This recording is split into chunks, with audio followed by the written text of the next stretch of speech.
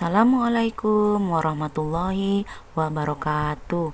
Apa kabar anak-anak ibu? Sehat kan? Alhamdulillah. Nah, hari ini kita lanjutkan lagi pelajaran kita. Agar yang ibu sampaikan dapat kamu pahami dengan mudah, terlebih dahulu kita berdoa sebelum belajar. Ayo tadahkan tangannya. Bismillahirrahmanirrahim. Rabbi zidni ilma warzuqni fahma wa amalan sholiha. Amin. Pelajaran hari ini kita lanjutkan ya anak-anak ibu. Masih pada pelajaran 5, tapi dengan subtema kepemimpinan sahabat Rasulullah SAW, yaitu Abu Bakar As-Siddiq dan Umar bin Khattab. Kepemimpinan Abu Bakar As-Siddiq. Abu Bakar As-Siddiq merupakan khalifah pertama setelah Nabi Muhammad SAW wafat.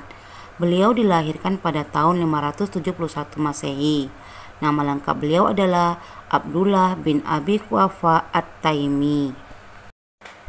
Nama Abu Bakar adalah pemberian Rasulullah, di mana Abu artinya bapak dan Bakar artinya cepat atau awal, di mana beliau merupakan salah seorang yang pertama kali memeluk Islam yang dikenal as-sabiquna wal awwalun. Kemudian gelar As-Siddiq diberikan karena Abu Bakar merupakan orang pertama yang selalu percaya akan kebenaran dakwah yang Rasulullah sampaikan.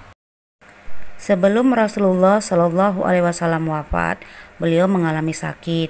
Kemudian beliau meminta kepada Aisyah untuk menyampaikan pesan kepada Abu Bakar agar menggantikannya menjadi imam sholat di masjid. Menjelang Rasulullah SAW wafat, beliau tidak menyampaikan pesan siapa yang akan menggantikan kedudukan beliau.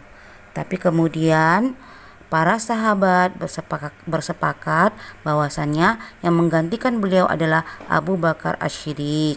Kemudian Abu Bakar As-Siddiq dibaiat untuk menjadi khalifah pertama. Abu Bakar memimpin selama 2 tahun, yaitu dari tahun 632 Masehi sampai dengan 634 Masehi. Abu Bakar senantiasa meneladani perilaku Nabi Muhammad SAW. Dalam menentukan keputusan, beliau selalu mengajak para sahabat untuk bermusyawarah. Beliau sangat memperhatikan rakyatnya. Beliau selalu membantu rakyat yang kekurangan. Abu Bakar merupakan orang yang sangat dermawan. Harta kekayaannya habis digunakan untuk perjuangan Islam karena dari kecil beliau terbiasa membantu orang-orang yang dalam kesusahan.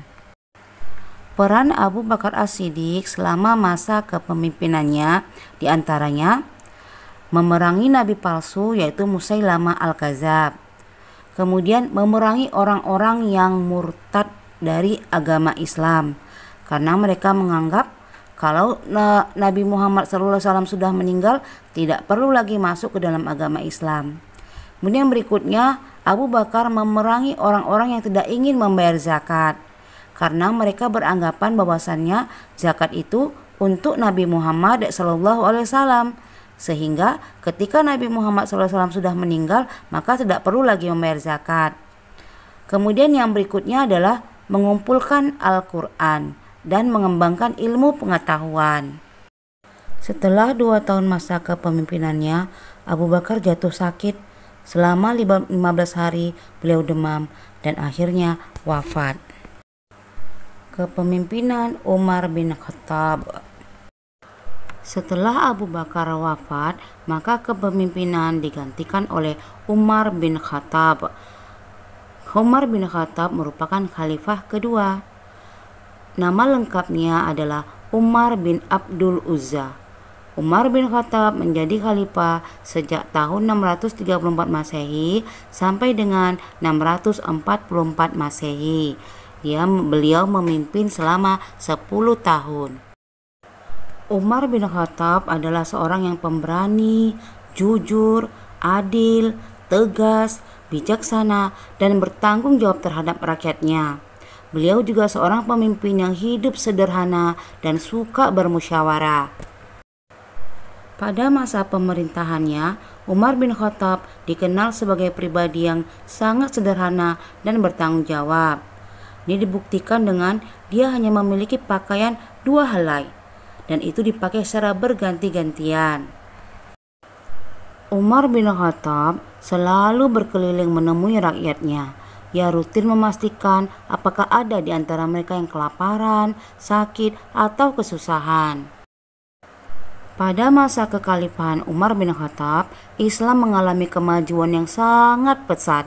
Banyak kota-kota yang berhasil ditaklukkan oleh Umar beserta pasukannya. Umar bin Khattab juga meletakkan dasar negara. Ia mengesahkan ketentaraan, kepolisian, pekerjaan umum, hingga sistem kehakiman. Umar bin Khattab juga mendirikan Baitul Mal dan juga mencetak uang negara. Dan salah satu peninggalan Umar bin Khattab yang abadi yakni sistem kalender Islam atau Almanak Hijriyah. Sistem ini mengawali tahun di tanggal 1 Muharram, mulai dihitung saat peristiwa hijrah Nabi Muhammad SAW dari Mekah ke Madinah. Kejayaan Islam di bawah pimpinan Umar bin Khattab membuat banyak musuh yang marah dan dendam. Bahkan Umar sendiri pernah menjadi sasaran pembunuhan.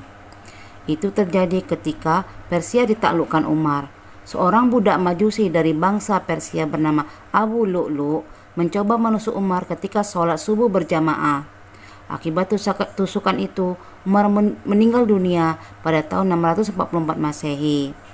Dan atas izin Siti Aisyah istri Rasulullah, Umar dimakamkan di Masjid Nabawi sebelah Rasulullah dan Abu Bakar. Nah, tugas anak-anak ibu hari ini adalah jawablah soal di bawah ini. 1. Apa saja peran Abu Bakar selama masa kepemimpinannya? 2. Apa saja peran Umar bin Khattab selama masa kepemimpinannya? Nah, anak-anak ibu, pelajaran hari ini cukup sampai di sini ya. Ibu akhiri, wabillahi taufiq wal hidayah. Wassalamualaikum warahmatullahi wabarakatuh.